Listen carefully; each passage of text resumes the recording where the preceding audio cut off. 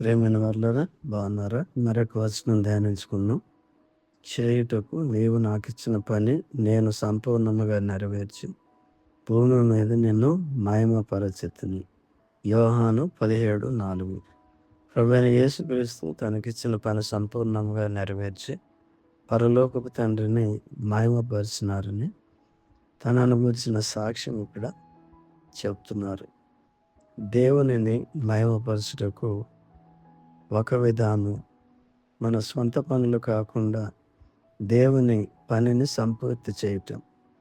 విశ్వాసంతో కూడిన మీ పనిని, ప్రేమతో కూడిన మీ ప్రయాసమును, మన ప్రభువైన యేసుక్రీస్తునందలి నిరీక్షణతో కూడిన మీ ఓర్పును మేము మన తండ్రి అయిన దేవుని ఎదుట మానక జ్ఞాపకం చేసుకొనుచు మా ప్రార్థనల యందు మీ విషయమే విజ్ఞాపన చేయుచు మీ అందరి నిమిత్తము ఎల్లప్పుడూ దేవునికి కృతజ్ఞతాస్తుతులు చెల్లించుచున్నాము అని వ్రాయబడి ఉన్నది.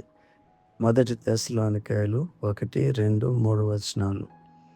ప్రభు నిమిత్తము మనం చేసిన పనికి ఇప్పుడు మరియు మధ్యాకాశములోను బహుమానమును పొందుతాం. 2 దేనారములు తీసి ఆ పూటకోళ్ళ వానికి ఇచ్చి, ఇతని పరామర్శించము, నీవింకేమైనాను ఖర్చు చేసిన యెడల నేను మరల వచ్చినప్పుడు అది నీకు తీర్చెదనని అతనితో చెప్పి పోయెను. లూకా 10:35.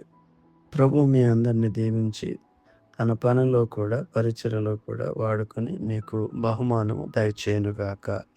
ఆమేన్.